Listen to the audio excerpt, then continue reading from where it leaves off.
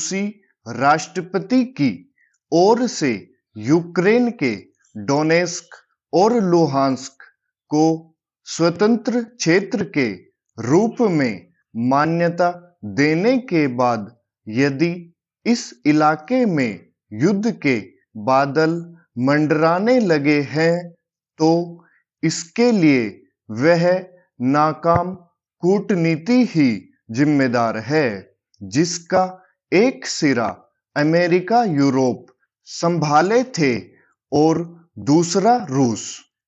आखिर अमेरिका और यूरोपीय देशों ने यह समझने की जरूरत क्यों नहीं समझी कि वे यूक्रेन को नाटो का सदस्य बनाने की पहल कर जानबूझकर रूस की चिंता बढ़ाने का काम कर रहे हैं।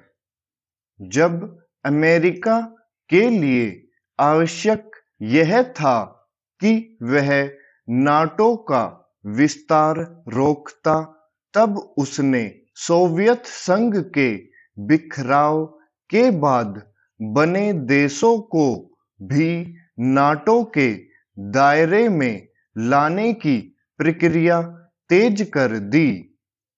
यह सही है कि रूस अब पहले जितना शक्तिशाली नहीं, लेकिन वह अभी भी न केवल एक बड़ी सैन्य ताकत है, बल्कि उसके पास तेल और गैस के भंडार भी है, जिन पर कई यूरोपीय देश आश्रित हैं।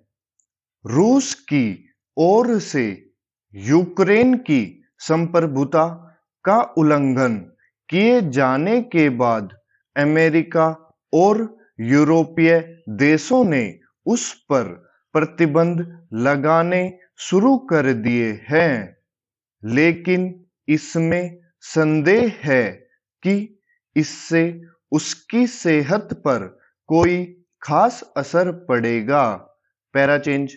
अमेरिका और यूरोपीय देश इसकी अनदेखी नहीं कर सकते कि यूक्रेन संकट गहराने के साथ ही चीन न केवल रूस के पीछे खड़ा हो गया है, बल्कि यह अंदेशा भी उभर आया है कि वह ताइवान में वैसा ही कुछ कर सकता है जैसा रूस ने यूक्रेन में किया।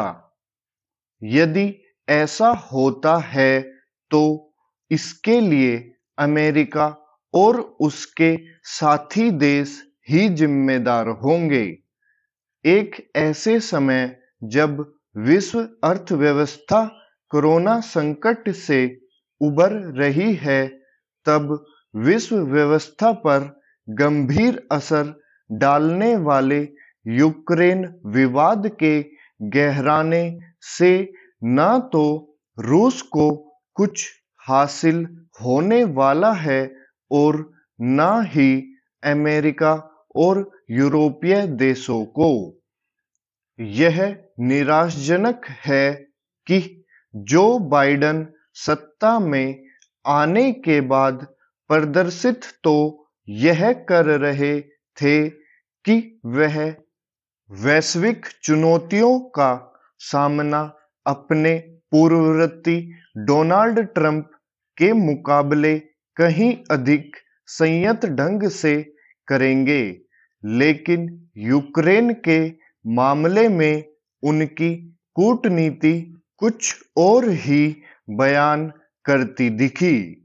लगता है कि वह अभी भी इससे कुपित है कि रूस ने राष्ट्रपति चुनावों को प्रभावित किया था।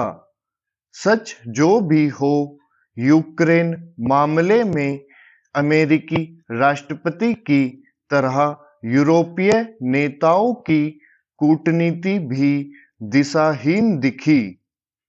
यद्यपि रूस की कार्रवाई के बाद दोनों पक्षों की ओर से गर्जन तर्जन तेज हो गया है, लेकिन विश्व के हित में यही है कि यूक्रेन संकट को कूटनीति के जरिए हल करने की कोशिश की जाए।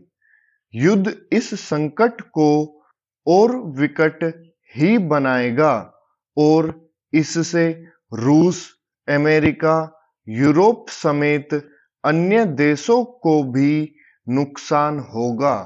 स्टॉप।